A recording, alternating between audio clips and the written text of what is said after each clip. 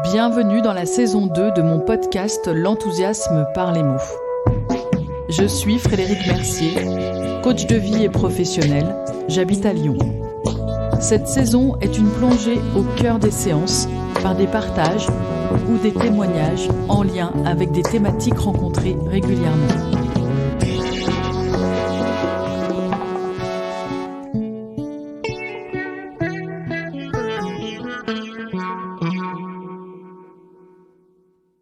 Bienvenue, aujourd'hui je vous propose une interview sur l'accompagnement coaching professionnel et pour cette interview j'accueille Blandine Desjean qui est directrice de l'association Ébulliscience à Vaux-en-Velin qui intervient sur toute la région Rhône-Alpes dans le cadre de la culture scientifique et technique. Je pense que je ne me suis pas trompée.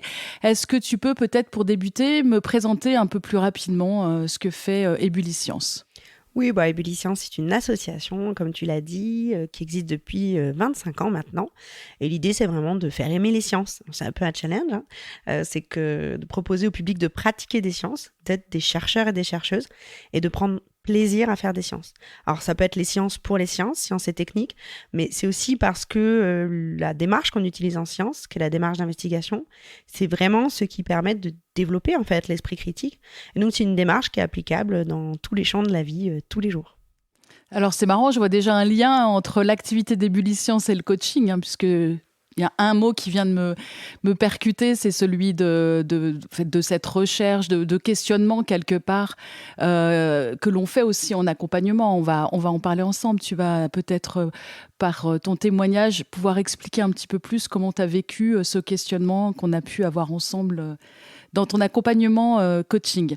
Alors, ce que je voulais d'abord te dire, c'est que je te remerciais bien évidemment d'avoir accepté, parce que c'est jamais facile de venir témoigner sur quelque chose qui est assez personnel comme l'accompagnement, que nous avons fait ensemble durant à peu près 4 mois, il me semble, et fin 2020, donc c'est une période un peu particulière, et nous nous sommes rencontrés par l'intermédiaire de la CCI Formation à Lyon. Ma première question, Blandine, ce serait de savoir qu'est-ce qui t'a motivé à faire appel à un coach dans le cadre de tes fonctions professionnelles, donc de directrice de l'association Ébulliscience. Oui, déjà, tout d'abord, je te remercie aussi. C'était très important pour moi de venir témoigner aujourd'hui parce que ce coaching, ces 4 mois de coaching ont été très importants dans ma vie professionnelle et puis je crois aussi dans ma vie personnelle. Pourquoi ? Alors, c'est pas une motivation à aller vers le coaching qui m'a amenée vers toi. C'est vraiment que je me suis retrouvée dans une situation professionnelle extrêmement difficile. Par difficile, j'entends que je n'y arrivais plus. En fait, je n'arrivais plus à gérer. Je suis directrice. Je n'arrivais plus à diriger. Je n'arrivais plus à manager. Je n'arrivais plus à prendre des décisions. J'étais dans une totale perte de confiance en moi. Alors, il y avait eu beaucoup d'événements professionnels, mais il y a aussi le Covid qui était passé par là, puisqu'on s'est connus plutôt sur la deuxième partie de l'année 2020. Et je n'allais pas bien. Et c'est de ce constat que je n'allais pas bien, je me suis dit, il faut absolument que j'engage quelque chose parce que sinon, je vais aller complètement dans le mur. Et donc, j'ai fait des recherches, notamment donc par le biais de la CCI Formation. Et la CCI m'a proposé un entretien avec toi. Alors, je n'étais pas forcément partie sur un coaching, mais c'est vrai que l'idée d'avoir un accompagnement personnalisé, c'était quelque chose qui était extrêmement tentant parce que il y avait aussi des choses personnelles dont j'avais besoin de parler qui ne se font pas forcément en formation et en grand groupe. Donc c'est parce que tu as, c'est parce que tu as expliqué en fait quel était ton besoin, ta demande, que tu as été orientée vers le coaching. Tu dirais parce que toi, quelle vision tu avais de l'accompagnement coaching ? Est-ce que tu connaissais ? Est-ce que tu avais rencontré des gens qui avaient déjà fait appel à un coach ou pas du tout ? Pour moi, j'avais parlé, avant de faire appel à toi, j'avais parlé aux gens de mon entourage du coaching et les gens me disaient mais toi, mais t'as pas besoin d'une coach, t'es plutôt coach dans l'esprit. Donc les gens faisaient une confusion entre une motivation un peu naturelle que j'ai, une forme d'énergie, et le fait que parce que j'avais cette motivation, cette énergie, ne pouvait pas m'arriver d'accident professionnel ou de problématiques de motivation ou de confiance en moi. Donc en fait, malgré toutes les difficultés que je vivais, je renvoyais l'image que j'avais confiance en moi. C'était pas du tout le cas. Mais donc, on m'encourageait pas forcément à aller vers un coaching. Et puis, j'avais aussi une image quand même assez délétère de la question du coaching, qui était plutôt liée au coaching sportif, par exemple, où il s'agit de se challenger en permanence, se pousser en permanence. Et moi, j'avais besoin déjà de quelqu'un qui m'écoute et qui prennent soin, en fait, de moi, parce que je n'arrivais plus à le faire. Oui, c'est vrai que le coaching, tu as raison, il est quand même lié à la performance, hein. Au démarrage, l'accompagnement coaching, ça peut être la performance. On peut faire appel à un coach pour être plus performant, mais dans la performance, il y a forcément aussi de l'écoute de soi, du soin de soi. Et puis, je pense que ça a été une année particulière. Enfin, on va y revenir au fur et à mesure de ce qu'on va échanger ensemble, mais qui a aussi modifié l'approche qu'on peut avoir du coaching parce que, à un moment, continuer à accompagner les gens dans la performance, alors qu'ils sont déjà en sur-régime, qu'ils n'arrivent plus à gérer leur temps, qu'on se rend compte qu'il y a de plus en plus de burn-out, il est aussi important de ramener peut-être dans l'accompagnement coaching ce qu'on va voir ensemble, la notion du ressenti, l'émotion, qui est aussi une partie peut-être, alors peut-être pas de soin, mais plus de soutien en tout cas. Oui, mais en fait, la performance, au sens positif du terme performance, elle est très importante. Mais tu as raison, quand on n'y arrive plus professionnellement, en fait, on dépense énormément d'énergie. Mais à quoi on la dépense, l'énergie? À pas grand-chose, voire même à accumuler des erreurs professionnelles. Et moi, j'ai eu la chance de le voir et j'ai eu la chance de tomber sur toi, en fait, hein, d'accrocher aussi. Je pense qu'il faut vraiment accrocher avec quelqu'un. Il faut un feeling, hein, comme on dit. C'était très important pour moi de l'avoir. On l'a eu assez rapidement. Enfin, moi, je l'ai eu de suite. J'ai un feeling sur les outils proposés, sur le dispositif qui m'était proposé. Et puis sur la personne, on sent, voilà, il y avait une énergie chez toi, quelque chose, moi j'avais besoin voilà, étant en perte d'énergie, parce que j'en dépensais trop, j'avais aussi besoin de quelqu'un qui propose cette énergie. Après, il faut, enfin, 4 mois, ça peut paraître long quand c'est individualisé, mais il faut le temps aussi. Parce que ce que je retiens de notre travail, c'est qu'on a travaillé petit à petit sur des notions, sur des choses qui sont professionnelles, personnelles, et que ça demande vraiment du temps de reprendre cette confiance en soi et d'élaborer des outils. Moi, je n'attendais pas d'un accompagnement de coaching qu'on me dise tu dois faire ça, ça, ça. J'attendais vraiment à ce qu'on m'aide à être créatif, en fait. À être dans la créativité, à reprendre cette créativité et à réapprendre à travailler avec les autres, à motiver les autres et à retravailler un leadership, en fait, parce que j'avais totalement perdu mon leadership. Oui, parce que le leadership aussi, c'est ce qui vient de toi, en fait, hein. On parle vraiment de comme s'il y avait un effet miroir dans le leadership. Il faut que toi-même, tu puisses avoir une vision plus élargie. Il faut que toi-même, tu puisses influencer. Donc, c'est vrai que si tu as perdu confiance en toi, et puis confiance peut-être en certains de tes actes, hein, dans ton management ou bien dans ton quotidien. Moi, je me souviens de certaines séances, sans rentrer bien sûr dans le détail, où tu me disais rien que le fait d'avoir pu échanger, c'est un regain d'énergie déjà. Parce qu'en fait, il y a cette prise de recul. C'est ça aussi l'accompagnement. Ça va permettre une prise de recul immédiate avec quelqu'un qui, normalement, en tout cas dans la posture, va créer une alliance avec toi. Et puis, forcément, par sa bienveillance, mais une bienveillance un peu cadrée. Il y a quand même un cadre aussi dans l'accompagnement. C'est ce que tu disais. Il y a des outils, il y a des exercices. Entre les séances, on va en reparler un petit peu après. Et c'est là où on a l'impression d'être écouté, mais on sent quand même qu'il y a un chemin qu'on va prendre ensemble, en tout cas que tu as décidé toi, et moi je vais te guider sur ce chemin. Oui, mais complètement. En fait, moi, ce qui m'a particulièrement marqué, c'est la pertinence de des grilles d'analyse, en fait. Moi, j'arrivais avec des situations professionnelles assez précises, des situations qui avaient pu me poser problème. Alors, par poser problème, j'entends des situations que j'avais jugées ne pas être arrivée à régler, ou du moins sur lesquelles j'étais pas complètement... j'étais pas totalement claire sur la manière dont je m'y étais prise. Et il s'agissait pas pour toi de me donner la réponse, mais bien de m'apporter une focale différente, une vision différente de la situation, une pluralité de vision. Et moi, ça a vraiment été extrêmement aidant, parce que quand on est sur le terrain, on a la tête dans le guidon, en fait.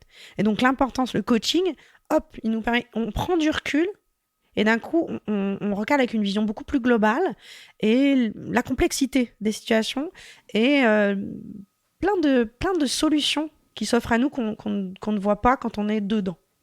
Oui, puis ça permet peut-être tout simplement déjà que tu puisses déposer émotionnellement pour revenir à quelque chose de plus factuel, à peut-être avoir une prise de recul sur certains biais, parce qu'on a finalement des biais sur les situations, parce que c'est ce que tu disais tout à l'heure, finalement, ça vient toucher aussi des dynamiques personnelles, des situations peut-être qu'on a déjà vécues, ou même professionnellement, hein, peut-être d'autres situations qu'on a déjà vécues, donc on a l'impression que c'est la même situation. Moi, j'aime bien dire que managérialement, toutes les situations sont inédites.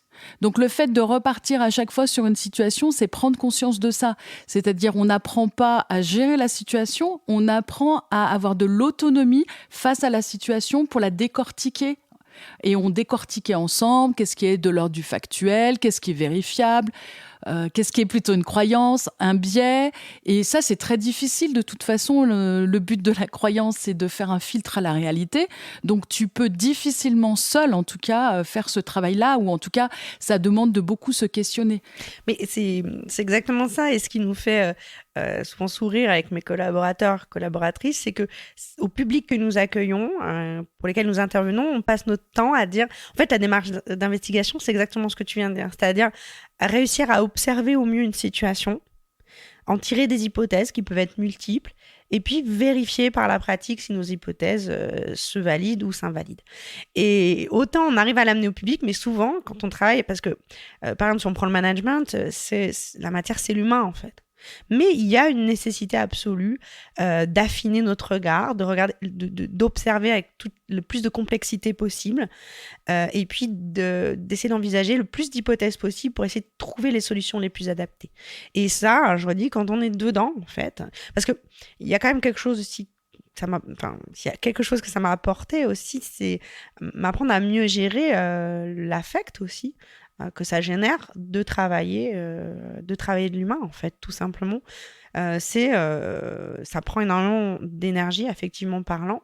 Et puis, l'affect, ça peut être aussi extrêmement négatif, c'est-à-dire, c'est ce que tu dis, les biais, les croyances, ça nourrit nos a priori. Et on peut vite être dysfonctionnant quand on dirige ou qu'on manage, quand on se laisse emporter dans cet affect. Mais là, c'est important ce que tu dis sur l'affect, peut-être de rappeler que l'affect ne veut pas dire qu'on n'est pas empathique. L'affect ne veut pas dire qu'on n'est pas humain. Au contraire, je pense que c'est d'être très humain que de reconnaître que parfois on est dans l'affect, on est dans la généralisation peut-être, on peut être dans des peurs qui font qu'on va gérer une situation. Je pense notamment s'il y a un conflit par exemple en entreprise, eh bien on va se dire si je suis pas très à l'aise parce qu'on a tous des personnalités différentes et une relation au conflit qui peut être différente, eh bien peut-être de manière affective, on va pas gérer la situation, ou on va même l'éviter, ou bien on va pas clarifier certaines situations parce qu'on va être pris dans cet affect. Mais ça veut pas dire qu'on n'a pas de l'empathie, qu'on n'a pas de la compréhension. Ça, on l'a beaucoup travaillé, toujours se dire, en fait, si cette personne réagit comme ça, eh bien, si elle a tel comportement, et moi-même, si j'ai tel comportement, en coaching, on va beaucoup réfléchir comportement plus que personnalité. Est-ce qu'il est approprié? Est-ce que c'est un comportement qui est constructif? Et je sais qu'on a beaucoup travaillé autour de ça parce que le comportement, c'est pas comme de manière scientifique, comme tu dis, il va pouvoir y avoir une démonstration. C'est plus difficile en management, finalement, de démontrer les choses. Moi, ce que j'aime bien dans ton lien que tu fais entre votre activité et la mienne, donc dans l'investigation, c'est que c'est vraiment ça. Et puis, on a rajouté une petite dose, tu sais, d'intuition. C'est-à-dire, parfois, j'ai l'intuition. C'est important aussi de se faire confiance, mais une vraie intuition, c'est-à-dire qui est dénuée de jugement.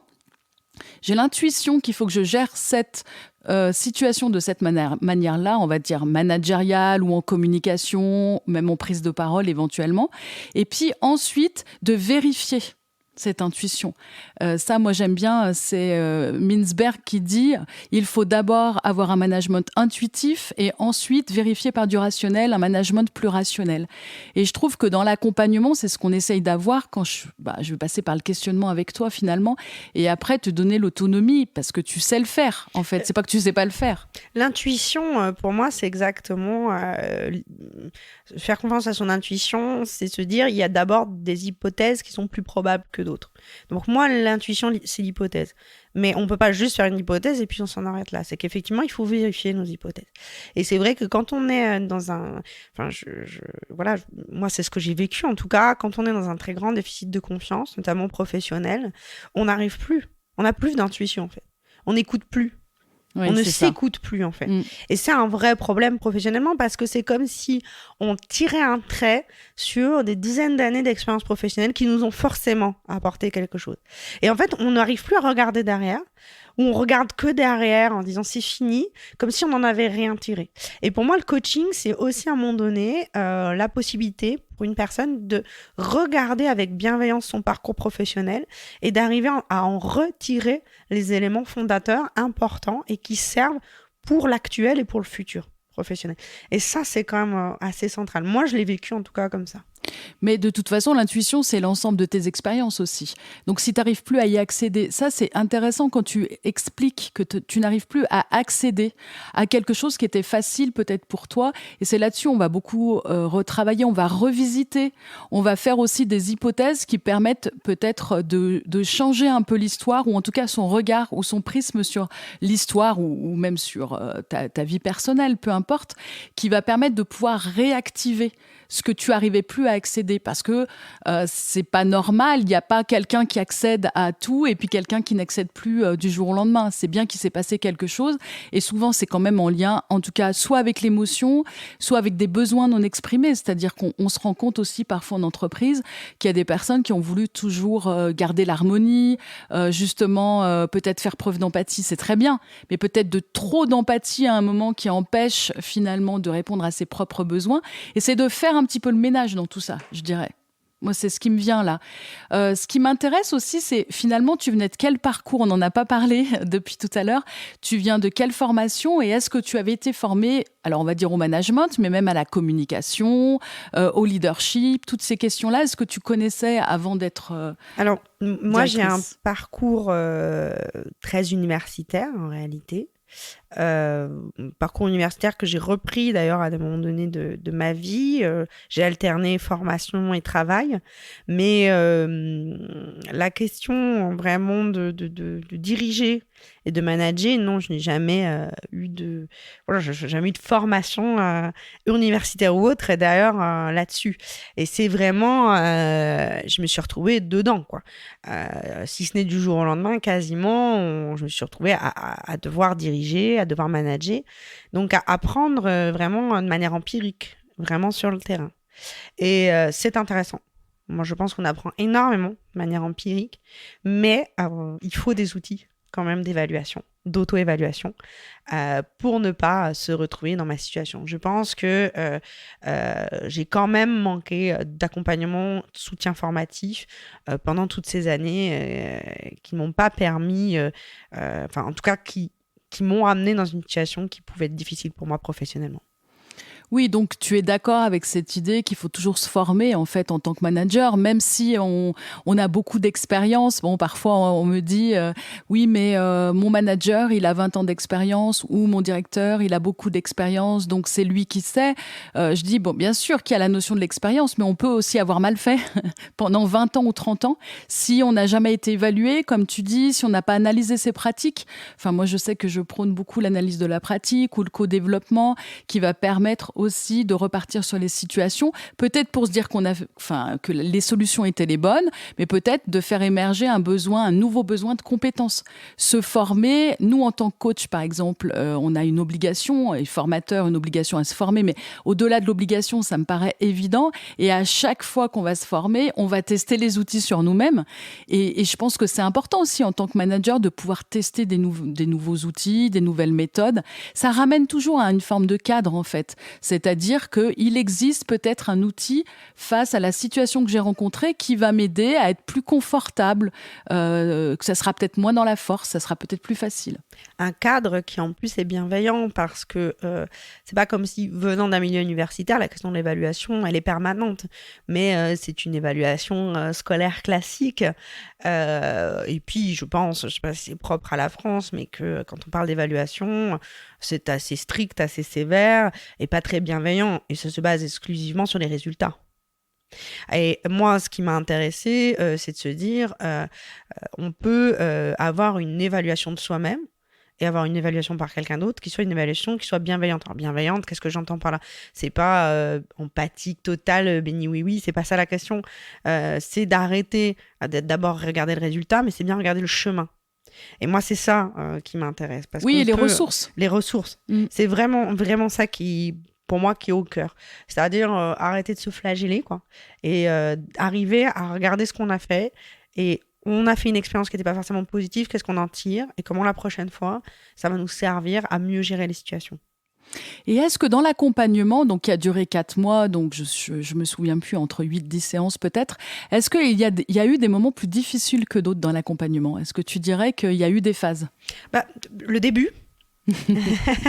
la mise en route, parce qu'on a commencé, à juste titre d'ailleurs avec le recul, sur la question des valeurs, et que franchement, se poser la question de ces valeurs, ça m'était jamais arrivé de le faire comme ça, de manière très factuelle.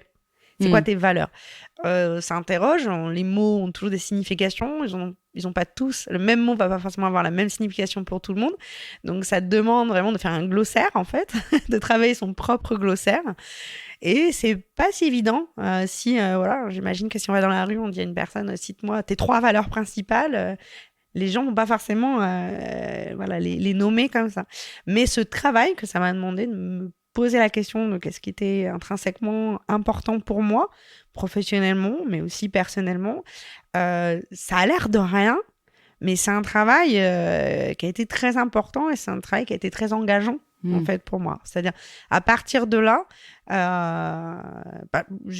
c'est comme si j'avais travaillé une base sur laquelle je pouvais m'appuyer et sur laquelle tout le coaching s'appuie ensuite, quoi. C'est le socle, c'est l'autonomie. C'est revenir vraiment à l'essence même, c'est se dire que malgré les changements finalement que tu peux avoir dans ta vie professionnelle ou personnelle, eh bien tu vas pouvoir te rattacher à ça. Qu'est-ce qui est important pour moi? Ça te permet de comprendre les autres cadres de référence des personnes avec qui tu travailles ou avec qui tu vis. Je crois que ça a été même pour toi avec les personnes avec qui tu vis. Et puis c'est aussi se dire, mais en fait c'est pas que ces valeurs-là sont plus importantes, c'est qu'elles sont plus importantes pour moi et peut-être pouvoir les exprimer. Ça, je trouve que c'est intéressant. Je me souviens qu'après, tu l'as même exprimé à tes équipes et tu as fait un lien avec l'association, il me semble. Ça, c'est important que tout le monde te connaisse un peu mieux, peut-être à travers ces valeurs. Oui, j'essaie de verbaliser sincèrement et clairement les choses auprès de mes équipes. C'est important, je pense, de dire qu'on a eu des difficultés, qu'on a essayé de les surmonter, qu'on y est arrivé. Plus ou moins bien, jamais rien n'est parfait. Mais je trouve que ce qui est vraiment central, c'est de dire aux gens, voilà, vous pouvez faire des erreurs. Vous pouvez en faire. Et vous apprenez de cela, quoi. Et bien, on n'attend pas des gens qui soient parfaits dans le travail, on attend vraiment qu'ils fassent ce qu'ils peuvent. Et c'est déjà beaucoup de faire ce qu'on peut. Et moi, s'il y a une définition, s'il devait y avoir, où je devais donner ma définition de la bienveillance, c'est accepter que les autres fassent ce qu'ils peuvent réellement. C'est vraiment ça, l'accepter. Et toi aussi d'ailleurs. Et l'accepter pour soi-même. Et d'arrêter d'être dans des exigences disproportionnées qu'on n'atteint jamais. Et la perfection, c'est la mort d'un certain point de vue. C'est impossible à atteindre en fait.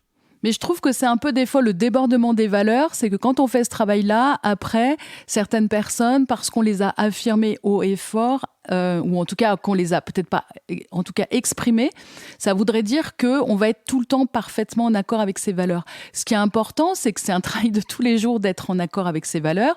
Et puis, c'est qu'est-ce qu'on met derrière, parce qu'il y a beaucoup de croyances derrière une valeur. C'est-à-dire qu'on peut avoir, par exemple, une valeur liberté et parfois être dans des situations où on ne s'est pas senti libre, ou parfois être dans une situation où on n'a pas donné de liberté aux autres. Ça peut arriver. Ce qui est important, c'est toujours d'aller se re-questionner avec son rapport avec cette valeur. Qu'est-ce qui a fait que je me suis peut-être décalée de ça? Est-ce que ça vient de moi? Est-ce que ça vient de l'extérieur? Et toujours se ramener à soi, parce qu'en fait, la valeur, ça fait repartir de l'intérieur. Oui, mais en plus, moi, les valeurs, je le vois comme une direction. Et il y a 1000 chemins d'y arriver, en fait. C'est pas un piège. En tout cas, il faut pas que ça en soit un. Ça libère, en fait. Et il faut accepter que, si on a une valeur engagement, l'engagement, ça passe par plein de choses. Parfois, des fois, de ne pas l'être aussi, d'accepter de ne pas l'être complètement, d'accepter de ne pas y arriver, de se poser, de rien faire. On peut, je pense, alors moi c'est pas le cas, mais je pense qu'on peut avoir la valeur travail, et puis se dire des fois il faut que j'arrête en fait de travailler, il faut que je me pose. Qu'elle est mauvaise pour nous, qu'elle peut être mauvaise pour nous. Donc oui, moi ça m'a plutôt, ça m'a déjà beaucoup questionné, je trouve que le questionnement est absolument central, mais ça m'a beaucoup aussi libérée en fait. C'est ça l'autonomie en fait, c'est de ne pas s'enfermer, s'enferrer dans les choses, mais s'en servir, jouer avec et être créatif en fait, tout simplement. Parfois, on me dit que pendant l'accompagnement coaching, mais je l'ai vécu moi aussi, parce que forcément, je suis aussi accompagnée, il y a des moments où on a l'impression de retourner en arrière, comme si, en fait, on avait tout oublié de ce qu'on avait compris sur soi, et puis que, entre guillemets, les mauvaises habitudes, c'est pas forcément le bon mot, mais en tout cas, certains comportements reviennent. Est-ce que tu as vécu ça ou pas du tout ? Oui. Bien sûr. Après, je crois quand même, malheureusement pour moi, j'étais descendue suffisamment bas pour qu'il n'y ait plus que des choses à monter. Après, des fois, je montais assez vite, puis je redescendais. Mais en fait, c'est assez... Enfin, ça n'a pas été une déception pour moi. C'était normal, en fait. Ça revient à la question du droit à l'erreur dont on a parlé tout à l'heure, et de faire ce qu'on peut. On fait au mieux, en fait. Et quand, en faisant au mieux, j'y arrive pas, voilà, pourquoi j'y arrive pas et comment je vais faire la prochaine fois pour essayer de dépasser ça. Et puis, c'est encore le cas aujourd'hui. Il y a des situations de travail sur lesquelles je vais faire un feedback, un reporting avec moi-même, une évaluation. Je vais dire, voilà, là, c'était... je m'attendais à ça. Finalement, je m'étais fixé tel objectif. J'en ai tenu que 2 sur 4. Bon, comment je fais pour arriver aux 2 autres objectifs ? Est-ce que c'est la prochaine fois ? Qu'est-ce qui allait pas dans ma méthode ? Enfin, ça m'apprend à réfléchir et puis à m'enlever un poids de la culpabilité. Parce qu'en fait, ça sert à rien de se sentir coupable quand on a travaillé, quand on a mis en place des choses. On n'est peut-être pas arrivé complètement à ce qu'on avait imaginé, de ce que pouvait être le résultat, mais on est quand même arrivé à un résultat. Et ça aussi, et on n'en a pas parlé, d'ailleurs je m'en rends compte en le disant, c'est la question de la culpabilité, c'est-à-dire arrêter de porter cette culpabilité en permanence, comme si d'ailleurs on était responsable de tout le temps, et c'est une forme d'omnipotence en fait aussi. C'est ce que souvent je dis aux managers, je suis vraiment d'accord avec toi là-dessus, c'est que c'est aussi l'occasion, après un accompagnement coaching, d'apprendre à partager avec les autres, de pas tout pour porter seul. Alors, ça veut pas dire que c'est pas toi qui vas arbitrer à un moment ou un autre, mais c'est d'aussi peut-être imaginer que l'on peut trouver des solutions dans l'intelligence collective, et ça veut dire à un moment, mais moi là, je suis bloquée, je trouve pas de solution, et on prend du temps peut-être pour se questionner, et c'est pas parce que moi je suis manager, enfin, il y a beaucoup eu cette idée quand même que le manager, c'était l'expertise, c'était celui qui savait tout en fait. C'est souvent de toute façon dans aussi ce qu'on travaille nous en coaching, c'est une posture un petit peu plus basse. Et je trouve que ça apporte ça aussi peut-être de faire cet accompagnement, de se dire non, maintenant je vais peut-être apprendre à partager. Complètement, en fait, si on reprend depuis le début de notre échange, en fait, moi, ce que je dis, c'est que c'est quelqu'un qui m'a aidé, déjà toi. Mais franchement, c'est pas pour faire de la démagogie interne, mais moi, je n'y serais pas arrivée sans mon équipe. Et je le dis, mais très clairement, c'est-à-dire ça ne peut fonctionner qu'avec les autres. Et c'était notre binôme, notre échange avec les deux qui m'a redonné la motivation. Mais si j'étais retournée en interne et que j'avais pas senti que les gens étaient prêts aussi à suivre et à m'aider, c'est-à-dire que moi, aujourd'hui, ma vision du management, c'est qu'on soutient, on accompagne et que les autres sont vraiment des tuteurs aussi de cela et que c'est une vraie cohésion, un vrai travail d'équipe. Alors, tout n'est pas toujours parfait, c'est ce qu'on disait tout à l'heure, mais quand même, très clairement, on ne réussit rien tout seul. Ça, moi, je le constate au quotidien. On ne réussit rien tout seul. Et c'est épuisant, d'ailleurs, de tout devoir porter seul ou d'avoir l'impression qu'on porte tout seul. Donc, ça t'a redonné de la motivation à ton poste. Du plaisir à travailler avec les autres. C'est-à-dire que j'avais totalement perdu, très clairement, le plaisir à travailler avec les autres. Et d'ailleurs, il y avait eu la période Covid où finalement ça m'allait très bien, les situations de visio et de distance même physique avec les autres. Et moi, j'ai dû réapprendre à prendre du plaisir à travailler avec les autres. Mais par contre, ça a été, sur, par exemple, l'organisation des réunions, etc., une révélation presque. C'est-à-dire que je fais beaucoup mieux aujourd'hui que je ne faisais de par le passé, mais il a fallu que je passe par cette période-là où je n'arrivais plus en fait à être et à travailler avec les autres. Aujourd'hui, moi, c'est un vrai plaisir et d'ailleurs, il faut absolument être dans ce plaisir, sinon ça ne fonctionne pas en fait. Oui, parce qu'un accompagnement, ça peut t'aider à rester en place, ça peut t'aider à voir les choses différemment. Il y a vraiment une idée du regard. Moi, je sais qu'il y a certaines personnes qui me disent, bah, maintenant, quand j'arrive à mon travail, il y a des choses que je ne voyais pas, qui étaient positives, hein, que je ne voyais plus. Et puis, ça peut être aussi l'occasion, mais ça n'a pas été ton cas, de se dire, bah non, en fait, je ne suis plus à ma place. C'est pas grave, en fait, en soi, mais que ça peut être l'occasion de réfléchir autrement et de se poser les bonnes questions, finalement, pour ne pas toujours aller chercher sur l'extérieur quel est le problème, mais peut-être se dire, bah voilà, c'est une crise pour moi et cette crise, elle va m'amener sur des nouvelles opportunités. Et moi, ce que j'avais envie de te demander, c'est est-ce que tu penses que les collaborateurs ou même les managers, par exemple, avec qui tu travailles, ce serait intéressant qu'ils soient formés à ces outils que j'ai utilisés moi en coaching ou ne serait-ce qu'à la posture, hein, on parle du manager coach, par exemple, hein, qui serait une posture qu'on peut apprendre. Moi, je sais qu'en école de commerce, j'essaye parfois de la transmettre au maximum. Toi, t'en penses quoi de ça? Moi, je suis, c'est-à-dire étant passée par ce processus qui a été extrêmement positif pour moi et malgré les difficultés que je vivais, positif pour rester au sein de ma structure, moi, c'est quelque chose, là, il y a une de mes collaboratrices qui a eu une promotion qui m'a dit, elle m'a dit, une des choses qu'elle m'a dit, c'est, mais tu es sûre que tu t'es pas trompée en faisant ce choix?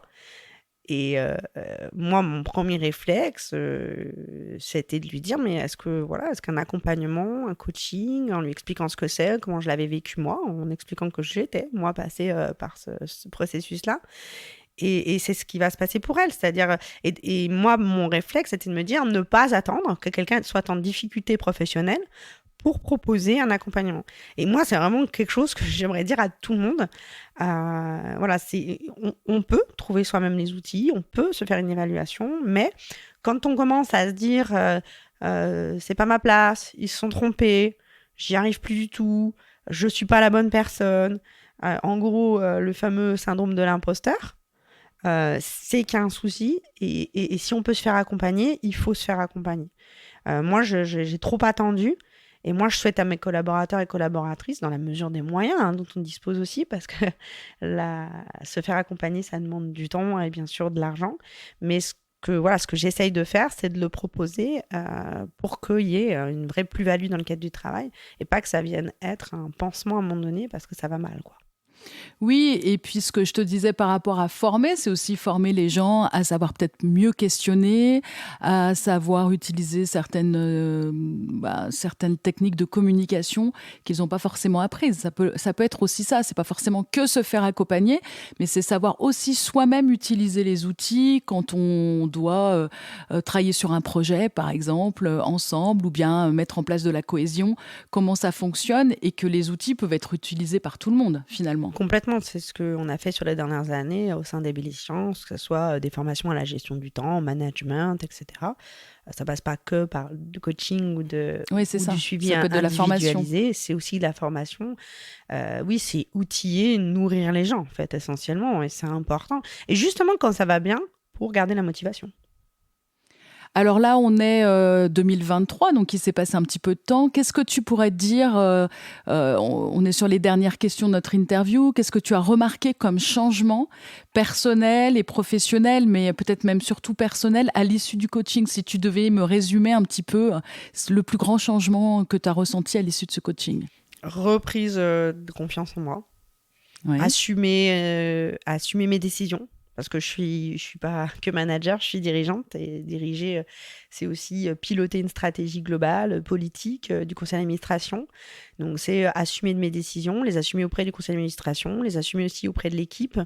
Et puis, moi, ce que ça m'a vraiment amené à terme, on est aujourd'hui en 2023, c'est une modification quand même relativement structurelle de l'organisation. Pour aller vers un plus grand bien-être au travail général, global, une autre organisation du travail. Voilà, je prends un exemple très concret. On a signé le 14 février avec le CSE, donc les représentants du personnel de l'association, un accord qui permettra aux gens d'avoir une modulation de travail qui fasse, qui corresponde plus aux exigences personnelles et professionnelles, avec un passage à 33 heures payées 35. Donc là, pour moi, c'est pas juste... Là, c'est vraiment du concret. C'est un engagement même. Hein. C'est un engagement, c'est signé, c'est une nouvelle organisation du travail, c'est faire confiance aux gens, puisqu'il y a aussi une mise en autonomie de la totalité des personnes qui travaillent chez nous. C'est quand même 25 personnes, c'est pas rien. Donc oui, c'est des changements quand même profonds qui se sont produits sur les 4 dernières années.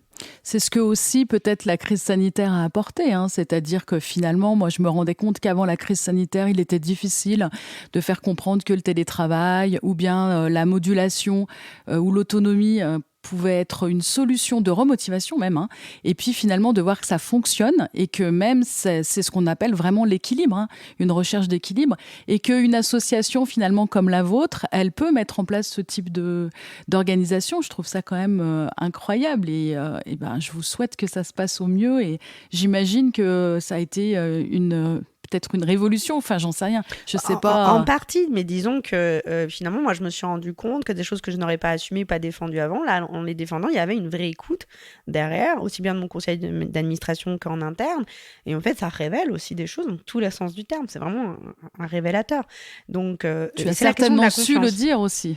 Oui, quand on est plus sûr de soi, on trouve plus facilement les mots, on assume les choses, on les défend, on les travaille mieux aussi au final, parce qu'on est plus efficace dans la manière de les présenter, de se les synthétiser à soi-même et donc aux autres. Dans la clarification, là, l'accord, ça a mis quand même un peu plus d'1 an à être travaillé, mais je considère aujourd'hui que ça a été sérieusement travaillé et donc c'est un accord solide. On verra ce qu'il en est dans sa déclinaison. Tu viendras nous raconter. Voilà, exactement. Ça sera le sujet d'une autre interview. Voilà, d'une prochaine fois ensemble. Alors écoute, on va peut-être terminer sur une dernière question où je t'avais demandé peut-être de réfléchir à 3 mots qui pourraient résumer ce que tu as vécu de cet accompagnement par mon intermédiaire, mais en tout cas toute cette remise en question personnelle. Est-ce que tu as ces 3 mots ou ils vont venir comme ça, de manière intuitive? Je les avais travaillés et je m'en souviens très bien parce que je n'ai pas de fiche sous les yeux là en parlant. Évidemment, je pense que ça s'est vu tout au long de l'interview, c'est confiance. Confiance en moi, confiance en les autres. Confiance en soi, confiance en les autres. Il y avait aussi lâcher prise. Ça, c'est quand même... on peut mettre beaucoup de choses derrière, mais moi, en tout cas, j'y mets un sens extrêmement important. C'est de se lâcher soi-même. Puis de lâcher les autres aussi, d'arrêter d'être dans le contrôle. Oui. Je pense que tu en diras 2 mots après, parce que c'est un terme qui t'intéresse. Et puis le 3e, c'était la question de la sécurité. C'est-à-dire la confiance et le lâcher prise permet la sécurité. De se sentir en sécurité, de mettre les autres en sécurité. Donc moi, c'était les 3 termes qui sortaient assez intuitivement, immédiatement, quand j'ai vu la question. Oui, ce qui est intéressant dans ce que tu dis, c'est qu'on peut être dans le lâcher-prise et dans la sécurité. Parce que c'est souvent la croyance qu'on a, c'est que le lâcher-prise, on ne va plus rien faire. C'est bien lâcher sur quoi nous n'avons pas de prise. Hein. Le mot prise, il est intéressant et on peut se sécuriser. Tout ce qu'on a exprimé avant, ça t'a permis de te sécuriser. Ça ne veut pas dire que la situation est différente, c'est juste ton regard sur la situation ou en tout cas le travail qui a été fait en profondeur qui sécurise. Donc la sécurité, elle est souvent intérieure et ça, c'est aussi important en management. Moi, j'aime bien le dire, de dire aux managers, mais chacun doit pouvoir trouver sa sécurité. Elle nous est assez personnelle. Hein. Moi, j'avais choisi 3 mots, donc je les partage. J'avais choisi découverte parce que je trouve toujours incroyable, et moi c'est mon métier, je fais ça tous les jours, mais de découvrir. C'est-à-dire que chaque accompagnement, il y a une découverte, chaque rendez-vous, il y a une découverte. Je sais jamais finalement, même si j'ai une forme d'expérience, on revient sur l'inédit, hein, il y a quelque chose d'inédit. Bon, éclairage, hein, parce que forcément, si on prend une situation d'une autre manière, il y a forcément un éclairage, positif ou négatif, mais en tout cas, il y a un éclairage. Et puis, le fait de trouver sa place, parce que l'accompagnement, c'est aussi se sentir bien ancré, bien à sa place. Et donc, pour moi, c'était vraiment trouver sa place. Voilà, je crois qu'on a terminé. Je te remercie vraiment pour ce moment où tu t'es livré sur cet accompagnement et je pense que ça intéressera beaucoup de gens parce que c'est difficile à expliquer quelque chose qu'on a vécu intérieurement. Et je trouve que tu l'as très bien fait avec beaucoup d'exemples très concrètement, c'est-à-dire qu'est-ce que ça fait de manière personnelle et qu'est-ce que ça fait de manière professionnelle, on va dire, en tout cas dans ta vie de tous les jours et de manière concrète. Et puis, j'espère que vous aussi, vous avez pu mieux comprendre ce qui se passe en accompagnement managérial. Je te laisse peut-être le mot de la fin si tu as envie de dire quelque chose, ou sinon, on dira à bientôt à tous ceux qui ont bien voulu écouter ce podcast de cette interview. Tout simplement, merci. Et je ne serais pas venue témoigner aujourd'hui si j'avais pas ressenti une réelle plus-value dans le coaching, l'accompagnement personnalisé que tu as eu avec moi. Donc, merci beaucoup. Merci à toi et puis à très bientôt.